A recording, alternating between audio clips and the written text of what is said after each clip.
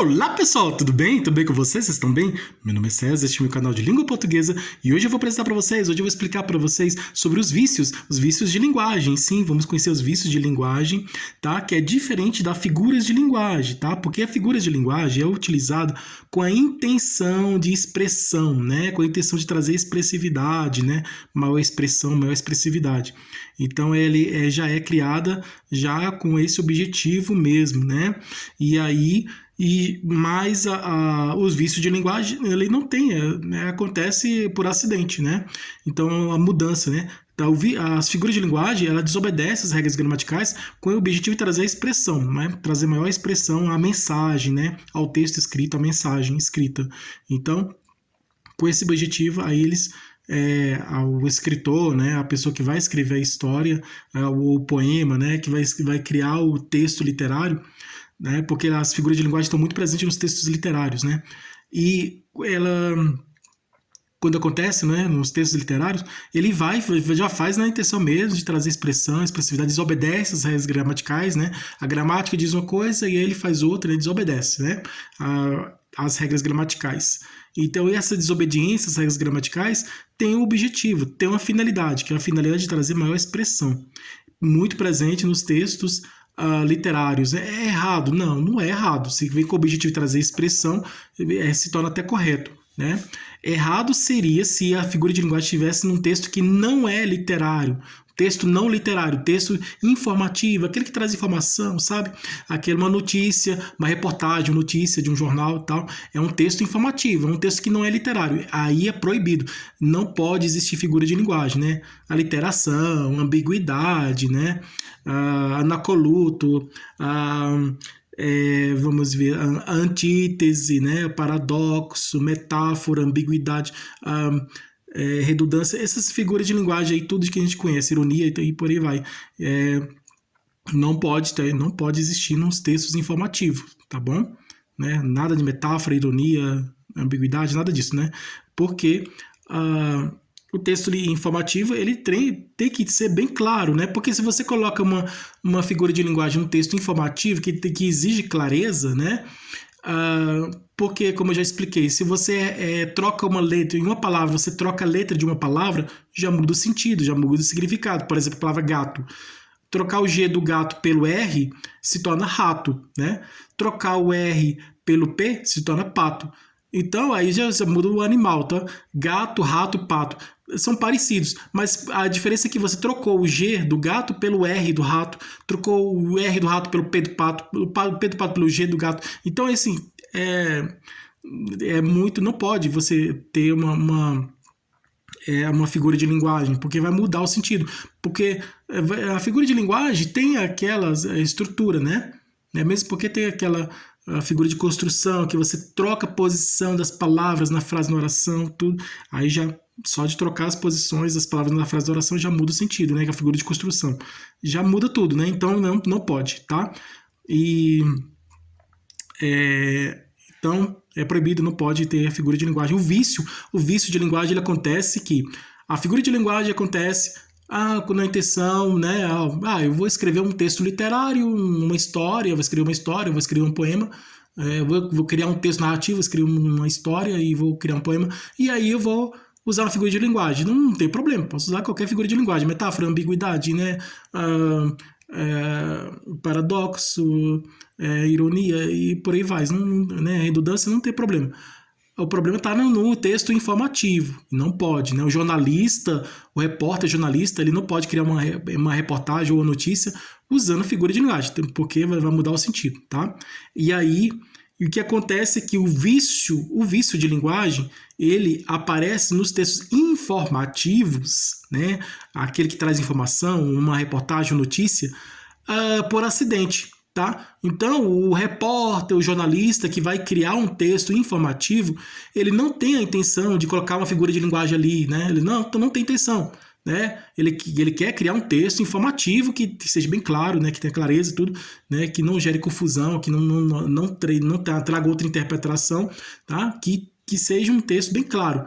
Mas acontece de, sem querer, ele está escrevendo lá, e sem perceber, aí ele colocou uma figura de linguagem, ele colocou um vício de linguagem, né? Ele escreveu uma palavra com uma letra diferente, né? Ele mudou a posição da palavra na frase, na oração, né? Mudou a posição das palavras na oração, né? Ou nas frases, e aí teve a troca de posição das palavras na frase oração, né? Que é uma estrutura, mexeu na estrutura, é uma figura de construção, então colocou aí, errou, né? Então, colocou por exemplo, uma palavra junto com a outra, que aí já trouxe um outro significado diferente. Então, aí aconteceu de ter um vício de linguagem, né? Por acidente, né? Então, escreva um texto informativo, um texto que traz uma notícia, uma reportagem, mas esse texto de uma reportagem, de uma notícia que traz uma informação, ele aparece com um vício de linguagem. Esse vício de linguagem ele acontece por acidente, tá? Não, muitas vezes não é a intenção, né? Quase todas as vezes não tem a intenção de colocar, vou colocar um vício de linguagem porque eu quero para ficar bonito, não sei o quê, uma figura de linguagem, um vício de linguagem. Não. O vício acontece quando tem um erro, né? Quando tem um problema na mensagem, né? No texto escrito, né? Na frase, na oração, né? Na mensagem escrita, né? Tem um problema de comunicação, tá? Quando acontece esse problema, esse erro de comunicação por uma letra trocada em uma palavra, ou uma palavra que está no lugar errado na frase oração, que deveria estar em outro lugar, está né? Uma palavra trocada, posições trocadas, ou uma palavra trocada, era para ter colocado uma palavra, colocou outra palavra diferente. Então, quando acontecem esses acidentes, né, o vício de linguagem se refere a acidente, né, significa acidente na comunicação, porque às vezes o repórter, o jornalista está escrevendo lá com pressa lá e de repente lá, sem querer, sem perceber, ele coloca uma palavra que não era para ter colocado. Ele erra uma letra de uma palavra, né? E aí já mudou o significado. Então aí ele troca uma palavra, ele coloca uma palavra, era para ter colocado uma palavra, colocou outra palavra diferente, troca a palavra, tá? Aí muda o contexto, muda o significado da oração, né? Da frase, né? Da mensagem, do texto escrito. E aí muda a posição da palavra na frase. Então isso aí é um vício de linguagem, né? É quando acontece esses acidentes. Erros, né? Erros na escrita, né? Erros na produção textual do texto, tá? Coloca uma palavra que ele não era para ter colocado, coloca uma palavra no lugar de outra, troca a palavra, né? Era para ter colocado uma palavra, colocou outra, mudou a posição da palavra, né? Colocou uma palavra junto com outra que já trouxe outro significado, trocou a letra de a letra de uma palavra, né? Esqueceu de colocar uma letra ou trocou a letra lá. Então acontece, né? Então, são erros de escrita, né? E aí que causa o vício de linguagem. Então, a figura de linguagem ela é criada com intenção de trazer maior expressão. O vício de linguagem ele acontece por acidente, tá? Acontece por acidente, por descuido, né? Por falta de cuidado, né? Por falta de atenção, tá? E a pessoa está escrevendo lá e por falta de atenção colocou uma palavra que não é para ter colocado, uma frase, né? Mudou tudo, mudou as palavras, mudou as letras das palavras, tudo, né? E aí fez uma mudança e causou uma mudança aí que essa mudança que ocorreu, né? Que mexeu na estrutura lá por acidente, né? Por falta de atenção, né, e tudo que causou esse acidente no texto escrito, que modificou o texto escrito, e aí se modificou o texto escrito, modificou o significado daquele texto, tá? E o que ele queria dizer, aí a pessoa que vai ler vai entender outra coisa diferente. Então, por isso que é muito importante escrever e falar corretamente. Então, e evitar, né, esses vícios de linguagem. Então, as figuras de linguagem e os vícios de linguagem são proibidos, né, não podem ser utilizados nos textos escritos, né? Os textos informativos, principalmente os textos informativos, que são aqueles que trazem informação. Agora aqui, ó, nós vamos ver aqui uma questão aqui. Então vamos lá, então se inscreva no canal, tá? Se inscreva no canal, compartilhe, deixe a opinião de vocês. E qualquer dúvida que vocês tiverem, pode perguntar que esclareço, tá? Ative o sininho para receber novidades do canal e seja membro para receber benefícios exclusivos do canal para membros. E vamos lá. Vamos conhecer os vícios de linguagem. Você sabe o que são vícios de linguagem? Você já ouviu falar de vícios de linguagem? Você sabe em que situação aparecem os vícios de linguagem? Tá? Como acontece, como ocorre o vício de linguagem? Tá? Então, vamos conhecer aqui as situações em que aparecem e as situações, né? Você sabe que em situações aparece o vício de linguagem? Em que momento, né? E para que serve o vício de linguagem, né? Então a finalidade, o vício de linguagem, tá? Então, vamos ver, vamos conhecer aqui, né? E a função, você sabe qual é a função do vício de linguagem? Você sabe qual é a finalidade do vício de linguagem? Você sabe para que serve o vício de linguagem, tá? Você sabe em que situação aparece o vício de linguagem? Nós vamos ver aqui, vamos conhecer aqui, ó. Marca o X na frase que não tem um vício de linguagem. Então, todas essas aqui tem um vício de linguagem e uma não tem. Aqui diz o seguinte, ó. Meu pai mandou ele ir trabalhar lá. Aqui é um vício de linguagem, porque teria que trocar aqui esse ele, teria que ser trocado por o. Meu pai mandou o ir trabalhar lá, tá? Então, aqui é um vício de linguagem. Aqui, ó. Meu pai mandou ele ir trabalhar lá. Aqui o certo é mandou-o ir trabalhar lá, tá bom? Aqui, ó. Tem que substituir ele, o pronome ele, pelo pronome o. E o é artigo, mas aqui no caso ele é um pronome. Meu pai mandou-o ir trabalhar lá. Esse é o correto, tá? Aqui é um vício de linguagem. Aqui meu pai mandou ele ir trabalhar lá, tá errado. O certo é meu pai mandou-o ir trabalhar lá, tá? Trocar esse ele pelo o. Esse é o mais certo. Nesse ambiente onde o medo de repetir a história é o traço marcante, não se sente, porém, vestígios maiores de tensão. Aqui, ó, é um erro, né, de colocação, né, um erro de concordância, né? Vestígios está no plural, né? É um substantivo no plural, vestígios. Agora aqui, se o substantivo está no plural, o verbo também vai para o plural. Se o sujeito está no plural, o verbo também vai para o plural. Então, sente aqui está se referindo ao quê? Vestígio. Sente vestígio. Vestígio sente. Então, não se sente o quê? Não se sente o quê? Vestígio. Vestígio. O que sente? Vestígio. Então, vestígio sente. Então, aqui está no sente no singular. O certo é sentem. Aqui, ó. M. Tá? M. Não se sentem. Aqui é um M, tá? Não se sentem. Porém, vestígios maiores de condição. Porque o vestígio está no plural. Tem um S aqui, ó. Vestígio está no plural. Então, aqui, o sente também tem que estar no plural, né? Sentem. Tá? Essa é a resposta. Essa é de acordo com a gramática, que deveria ser o certo, né? Porque aqui está no plural, né? Substantivo no plural, o verbo também tem que ir no plural, porque esse verbo se refere ao substantivo. Né? E aqui é um sujeito, né? Então, e o sujeito também, o verbo se refere ao sujeito, também tem que ir para o plural. Então, esse aqui é a concordância, tá? O singular vai para o singular e plural para o plural. Né? Se uma palavra está no singular, as outras têm que ir para o singular. Se uma está no plural, outras têm que ir no plural. Tá? Aqui tem um erro de concordância. Então, esse aqui é um vício de linguagem. Estou lhe convocando para servir o país. Estou-lhe, ele se refere a ele. Tá? Esse lhe se refere a ele. Estou convocando a ele, tá? A ele para servir o país. Então, aqui, esse lhe se refere a você. Estou lhe convocando para servir o país. Estou convocando você. Estou convocando você para servir o país. Estou convocando tu para servir, né? Tu está convocado, né? Tu é você. Estou convocando você para servir o país. Então, aqui, lhe está no sentido de você. Segunda pessoa do singular. Estou convocando você. Está esse lhe está se referindo à segunda pessoa. Mas, de acordo com a gramática, o certo é o lhe se refere à terceira pessoa. Ele, tá?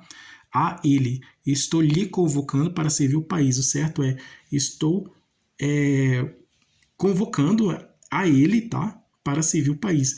Então, o certo é estou... Tira esse lhe aqui, tá? Tira esse lhe. Não, esse lhe não pode estar aqui. Tira esse lhe. E aqui... Porque esse lhe se refere a ele, tá? O certo seria estou convocando o, né? O se refere a ele aqui, ó, ele. Estou convocando o, ele, que é a ele, porque lhe se refere a ele, tá? E aqui o lhe se refere a ele, então no caso aqui estou convocando o a terceira pessoa, tá? Pronome terceira pessoa do singular. E ele aqui está na terceira pessoa, tá? Terceira pessoa do singular. Então, certo é, estou convocando-o para servir o país, e não na segunda pessoa. Lhe aqui o lhe ele teria que estar na terceira pessoa, se referindo à terceira pessoa, pronome da terceira pessoa. Mas aqui está se referindo ao pronome da segunda pessoa, então está errado. tá? Esse li aqui não pode estar aqui, ele tá errado. Então, o certo seria, estou convocando o, né? No lugar desse li, colocando o, né? Porque está se referindo à terceira pessoa, porque ele se refere à terceira pessoa. Então, convocando o, tá?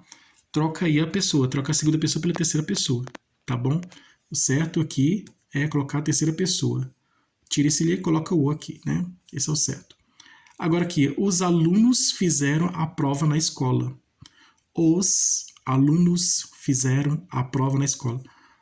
Os alunos, substantivo no plural, né? Alunos, substantivo no plural. Se o substantivo no plural, o verbo vai para o plural também, né? Se o substantivo está no plural, o verbo também tem que ir para o plural. Fizeram está no plural, tá? Está correto. Os alunos, sujeito, núcleo do sujeito, alunos. Esse os aqui é o artigo que está no plural, concordando com o substantivo alunos, que também está no plural, tá? Substantivo no plural, o artigo concorda com o substantivo. Se o substantivo estiver no plural, o artigo vai para o plural. Se o substantivo estiver no singular, o artigo vai para o singular, tá bom? Se estiver no feminino, vai para o feminino, no masculino, vai para o masculino. E o verbo também é a mesma coisa, né? Substantivo estiver no singular, o verbo vai para o singular. Se o substantivo estiver no plural, o verbo vai para o plural. Tá bom? Tá aqui no caso aqui, o substantivo está no plural. Alunos, é mais de um. Então, se é mais de um, são muitos. Então, está no plural. Então, a palavra alunos é um substantivo no plural. Então, o verbo vai para o plural. Aqui, fizeram, né? Aqui é uma concordância verbal. Os alunos, sujeito no plural, né? O núcleo sujeito alunos. Os alunos no sujeito no plural fizeram a prova na escola, né? Fizeram... o verbo está no plural. Então, aqui concordando com o sujeito alunos. Alunos é substantivo, né? Morfologicamente é um substantivo e sintaticamente alunos é um sujeito, tá? E o verbo vai para o plural concordando com esse substantivo ou com esse sujeito, tá bom? Então vai para o plural. Se o substantivo ou o sujeito está no plural, o verbo vai para o plural, tá bom? Aqui alunos também é a mesma coisa. Ele é substantivo e sujeito ao mesmo tempo, né? Morfologicamente falando, ele é substantivo e estaticamente falando, ele é um sujeito. E o verbo vai para o plural, tá? Então aqui vai para o plural, tá correto. Essa é a resposta correta. Os alunos fizeram a prova na escola, né? Fizeram o quê? Quem faz alguma coisa. Fizeram a prova. Fizeram verbo transitivo direto. A prova, objeto direto, tá? Aonde? Na escola. Adjunta de nominal de lugar, se refere aonde? Na escola, né? Tem valor de adjetivo, né? Na escola. Adjunta de nominal de lugar, né? Na escola, lugar onde fez, né? Adjunta de nominal ou adjunta de verbial, né? Lugar onde fez, né? Então, no caso, seria o quê? É adjunta de verbial. Na escola, adjunta de verbial. Porque a prova, né? Por exemplo, a prova... Fizeram uma prova difícil, né? A difícil seria de adjunta de nominal, né? Agora aqui na escola se refere ao lugar, então aqui é adjunta de verbial. Tá, gente? Essa aqui é a resposta correta, tá? Marca o X na frase que não tem um vício de linguagem, todas aqui têm um vício de linguagem. O único que não tem um vício de linguagem, esse último aqui, é esse aqui. Essa é a resposta correta. Os alunos fizeram a prova na escola. Essa é a resposta correta, né? Essa aqui não tem um vício de linguagem, essa é a resposta correta. Então, obrigado a todos vocês que estiveram comigo até o momento. Tudo de bom para vocês e um grande abraço.